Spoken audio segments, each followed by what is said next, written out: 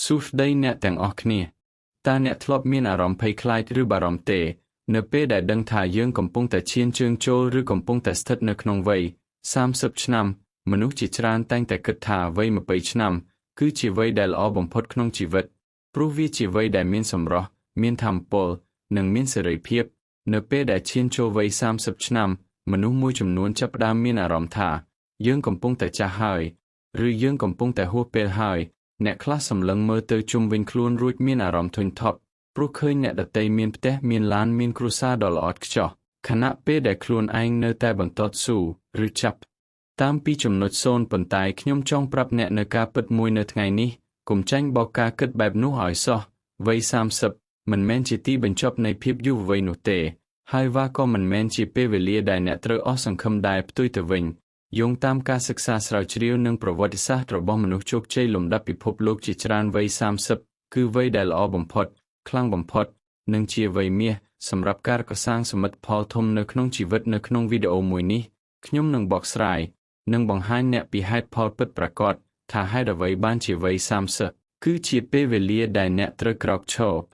ទុះថាមពលនិងកសាងអាណាចក្រផ្ទាល់ខ្លួនរបស់អ្នកបើអ្នកកំពុងស្ថិតក្នុងវ័យនេះឬជិតឈានចូលវ័យនេះចូលមើលវីដេអូនេះឲ្យចប់ព្រោះវាអាចនឹងផ្លាស់ប្ដូរផ្នត់គំនិតរបស់អ្នកជារៀងរហូតហេតុអ្វីបានជាវ័យ20គ្រាន់តែជាការសាកល្បងហើយវ័យ30គឺជាការប្រយុទ្ធពិត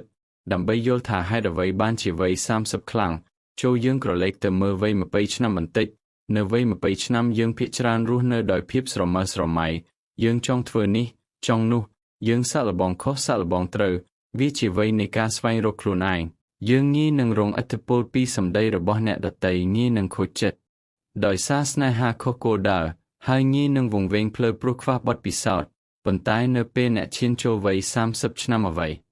គ្រប់យ៉ាងបានផ្លាស់ប្ដូរអ្នកលែងល្ងងខ្លៅទៀតហើយអ្នកបានឆ្លងកាត់ការបោកប្រាស់ការខាក់ចិត្តនិងការបរាជ័យជាច្រើនដងការពីវ័យ20ឆ្នាំបទពិសោធន៍ទាំងនោះបានคล้ายទៅជាវ៉ាក់សាំងការពារចិត្តគំនិតរបស់អ្នកស្គាល់ខ្លួនឯងច្បាស់ជាងមុននៅវ័យ30អ្នកដឹងច្បាស់ថាអ្វីជាអ្វីដែលអ្នកពិតជាចង់បានហើយអ្វីជាអ្វីដែលអ្នកគួរលះបង់ចោលអ្នកលែងចំណាយពេលរត់ដេញតាមការពេញចិត្តរបស់អ្នកដទៃទៀតហើយខួរក្បាលនិងអារម្មណ៍មានភាពទំចូលសមត្ថភាពក្នុងការវិនិច្ឆ័យនិងការធ្វើការសម្រេចចិត្តរបស់អ្នកមានភាពច្បាស់លាស់និងមានហេតុផលជាងមុនឆ្ងាយណាស់ចូលចាំថាវ័យ20ឆ្នាំគឺជាវ័យដែលយើងប្រមូលធាតុផ្សំឯវ័យ30ឆ្នាំគឺជាវ័យដែលយើងយកធាតុផ្សំទាំងនោះមកចម្អិនជាម្ហូបដ៏មានអាជីរសដូច្នេះបើវ័យ20ឆ្នាំអ្នកមិនទាន់មានអ្វីសោះក៏មិនមែនមានន័យថាអ្នកបរាជ័យដែរព្រោះសមរភូមិពិតប្រាកដទើបតែចាប់ផ្ដើមនៅពេលនេះទេសសរទ្រូងទាំង4នៃភាពខ្លាំងក្នុងវ័យ30នៅក្នុងវ័យ30ឆ្នាំឡើងទៅអ្នកមានអាវុធសម្ងាត់ចំនួន4ដែលអ្នកប្រហែលជាមិនធ្លាប់ចាប់អារម្មណ៍1ភាពចាស់ទុំខាងអារម្មណ៍ emotional maturity កាលពីក្មេងពេលមានគេរិះគន់ឬនិយាយអាក្រក់ពីយើងតែងតែខឹងយំឬចង់តាំងភ្លាមប៉ុន្តែក្នុងវ័យ30អ្នកនឹងយល់ពីពាក្យថាសន្តិភាពផ្លូវចិត្តអ្នកចាប់ផ្ដើមយល់ថាសម្ដីរបស់អ្នកដទៃមិនអាចកំណត់តម្លៃរបស់អ្នកបានឡើយអ្នកចេះគ្រប់គ្រងអារម្មណ៍ឆេវឆាវចេះអត់ធ្មត់និងចេះដើរចេញពីមនុស្សទល់វិជ្ជាToxic people ដោយស្នាមញញឹមនេះជាកម្លាំងចិត្តដ៏ខ្លាំងព្រោះនៅពេលចិត្តអ្នកស្ងប់គំនិតរកស៊ីនិងការបង្កើតសមិទ្ធផលនឹងកើតឡើងដោយស្វ័យប្រវត្តិ2បណ្ដាញទំនាក់ទំនងដែលមានគុណភាព Quality networking នៅវ័យ20យើងមានមិត្តភក្តិច្រើនណាស់រាប់រយរាប់ពាន់នាក់តែភាគច្រើនជាមិត្តភក្តិផឹកស៊ី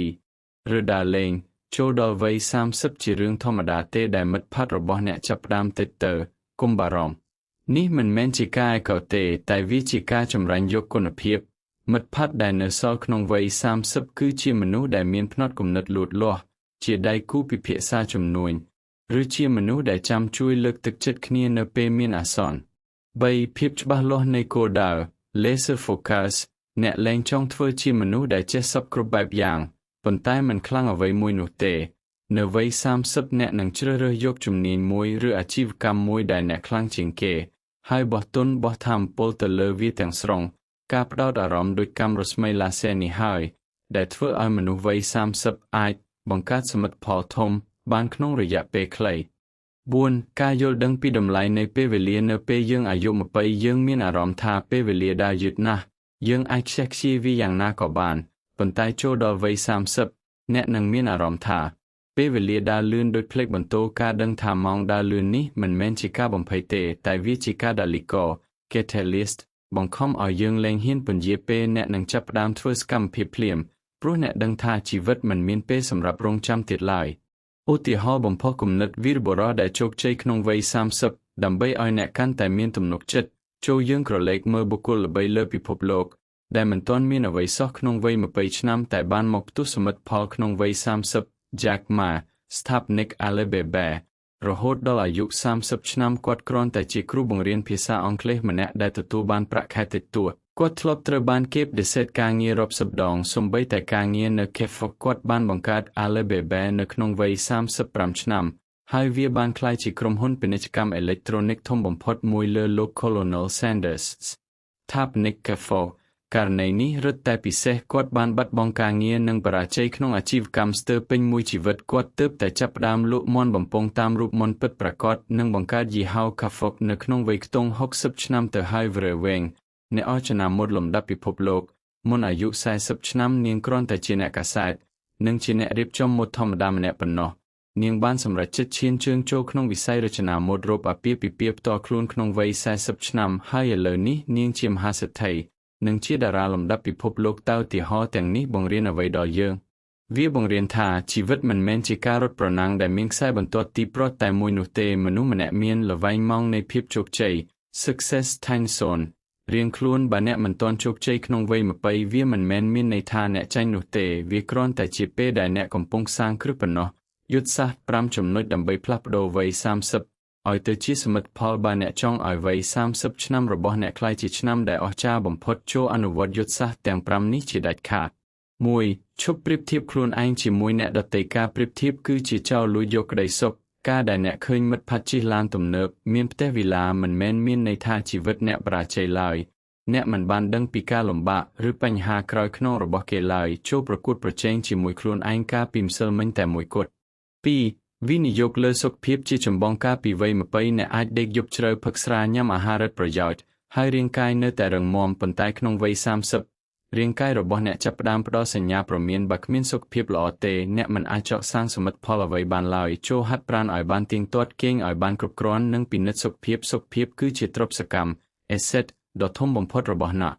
3. រៀនជំនាញហិរញ្ញវត្ថុពិតប្រាកដវ័យ30លែងជាវ័យដែលត្រូវរកលុយបានមកហើយចាយវាខ្ជះខ្ជាដើម្បីតែបង្អួតគេទៀតហើយវាជាវ័យដែលត្រូវរៀនពីរបៀបចាត់ចែងថវិកាការសន្សំសម្រាប់ការវិនិយោគនិងការបង្កើតប្រភពចំណូលសកម្ម Passive Income ចូលធ្វើឲ្យខ្លួនឯងក្លាយជាមនុស្សមានពិតប្រាកដមិនមែនគ្រាន់តែមើលទៅឃើញមាននោះទេ 4. ហ៊ានប្រថុយដោយមានការកណនា Calculated Risk មនុស្សជាច្រើននៅពេលអាយុ30ចាប់ផ្ដើមខ្លាចលែងហ៊ានផ្លាស់ប្ដូរការងារលែងហ៊ានរកស៊ីព្រោះខ្លាចបាត់បង់ភាពសុខស្រួល Comfort Zone ប៉ុន្តែចូលចាំថាបើអ្នកមិនហ៊ានបោះជំហានចេញពីកន្លែងចាស់អ្នកនឹងនៅតែទទួលបានលទ្ធផលដែលចូលហ៊ានសាកល្បងអាជីវកម្មថ្មីឬវិស័យថ្មីប៉ុន្តែត្រូវធ្វើឡើងដោយមានការសិក្សានិងកណនាហានិភ័យច្បាស់លាស់ 5. កសាងកេរ្តិ៍ឈ្មោះនិងម៉ាកសញ្ញាផ្ទាល់ខ្លួន Personal Branding មិនថាអ្នកជាបុគ្គលិកក្រុមហ៊ុនឬជាអ្នករកស៊ីនោះទេកេរ្តិ៍ឈ្មោះនិងភាពស្មោះត្រង់របស់អ្នកក្នុងវ័យ30គឺជាដើមទុនដ៏មានតម្លៃចូលធ្វើការដោយទំនួលខុសត្រូវខ្ពស់បង្ហាញជំនាញពិតប្រាកដរបស់អ្នកទៅកាន់ពិភពលោកព្រោះវានឹងទាក់ទាញឱកាសល្អនិងមនុស្សល្អចូលមកក្នុងជីវិតរបស់អ្នកការសន្និដ្ឋានពាក្យពេចន៍លើកទឹកចិត្តចុងក្រោយ The Outro អ្នកទាំងអស់គ្នាជាទីស្រឡាញ់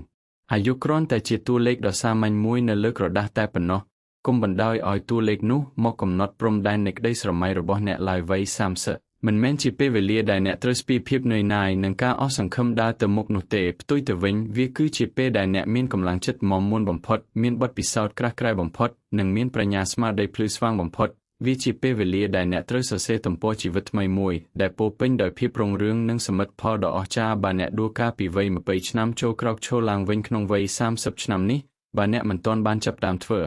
វិសោះការពីអតីតកាលចូលចាប់ផ្ដើមវាពីថ្ងៃនេះទៅគ្មានពាក្យថាហួសពេលឡើយសម្រាប់មនុស្សដែលមិនព្រមបោះបង់ចោលក្តីស្រមៃជាចុងក្រោយខ្ញុំចង់សួរអ្នកទាំងអស់គ្នាដែលកំពុងមើលវីដេអូនេះតើអ្វីជាសមិទ្ធផលធំបំផុតដែលអ្នកចង់សម្រេចឲ្យបានក្នុងវ័យ30ឆ្នាំរបស់អ្នកចូល comment ចែករំលែកនៅខាងក្រោមវីដេអូនេះពួកយើងនឹងរួមដំណើរនិងលើកទឹកចិត្តគ្នាទៅវិញទៅមកដើម្បីឆ្ពោះទៅរកភាពជោគជ័យបើអ្នកគិតថាវីដេអូនេះមានតម្លៃនិងផ្ដល់កម្លាំងចិត្តដល់អ្នកចូលកុំភ្លេចចុច like Share និងចុច Subscribe Channel របស់យើងខ្ញុំម្នាក់មួយផងដើម្បីទទួលបានវីដេអូអប់រំនិងលើកទឹកចិត្តល្អបែបនេះជារៀងរាល់សប្តាហ៍សូមអរគុណជួបគ្នានៅវីដេអូក្រោយចូលជឿជាក់លើខ្លួនឯងអ្នកពិតជាអាចធ្វើបាន